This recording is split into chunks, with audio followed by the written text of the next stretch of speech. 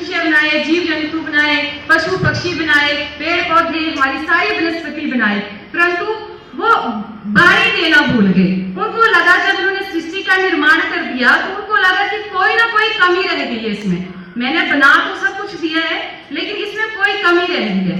तो उन्होंने भगवान विष्णु की इच्छा अनुसार उनसे आदेश किया और अपने कमंडल से ब्रह्मा जी ने जल डाला। तो उस जल से पृथ्वी के ऊपर जब पड़ा तो कंपन हुआ। कंपन हुआ मतलब पृथ्वी हिली और उसमें से जो पेड़ पौधे बनाए गए थे, निर्माण किया गया था, उनमें से एक चतुर्भुज रूप में एक देवी प्रकट हुई और उस देवी ने एक हाथ में वीणा पकड़ी हुई थी और दूसरा हाथ उनका वर मुद्रा में था, आशीर्वाद देने की अवस्था में था, तीसरे हाथ में पुस्तक पकड़ी हुई थी और चौथे हाथ में माला पकड़ी हुई थी। तो ये जो दिन था जब माता सरस्वती का प्रकटोत्सव हुआ, वो बसंत पंचमी का ही दिन था। बसंत पंचमी जो है वो माघ मास की शुक्ला पंचमी होती है। माघ मास आप समझते हैं, मैंने हिंदी में कई बार पढ़ाया आपको कि हमारा जो हिंदी संवत्सर होता है वो अलग होता है, जो चैत्र से शुरू होता है। 12 मास मैंने आपको बताए थे, चैत्र वैशाख जेष्ठ आषाढ़ से लेकर के पूरे ये माघ फागुन तक। फागुन पर जो है बसंत पंचमी का उत्सव समाप्त हो जाता है। तो इस दिन बसंत पंचमी के दिन ही माता जो सरस्वती है उनका प्रकट उत्सव हुआ था और उनके प्रकट होने से जो ब्रह्मा जी ने देखा कि इन्होंने इतना रूप धारण किया हुआ है, हाथ में वीणा पकड़ी हुई है, तो उनसे आग्रह किया कि हे देवी आप अपनी वीणा को बजाएं। तो जैसे ही सरस्वती देवी ने अपनी वीणा को बजाना शुरू किया तो सबको वाणी मिल गई।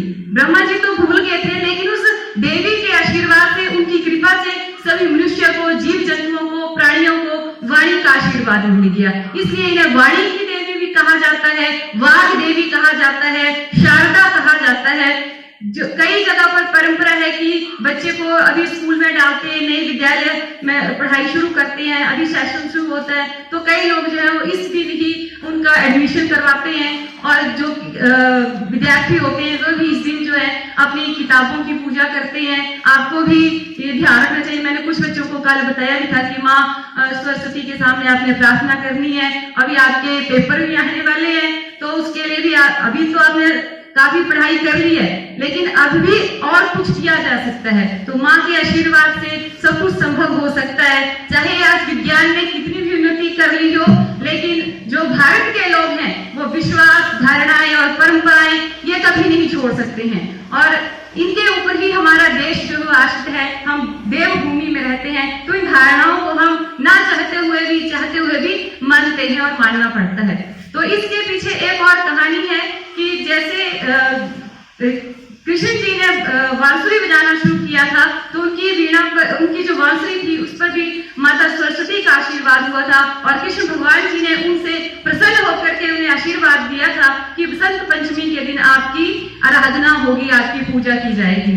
हर पर्व के पीछे मैंने बताया आपको कि अलग अलग कहानियां होती हैं। तो इस पर्व के पीछे भी सृष्टि के आरंभ काल की कहानी है, पौराणिक काल की कहानी है। जैसे दिवाली के में भी आपको बताया था कि दिवाली मनाने का हमारा जो परंपरा है कि भगवान श्री राम जी 14 वर्ष का वनवास काट करके वापस अयोध्या आए थे, तो उनके आने की खुशी में दिवाली मनाई जाती है।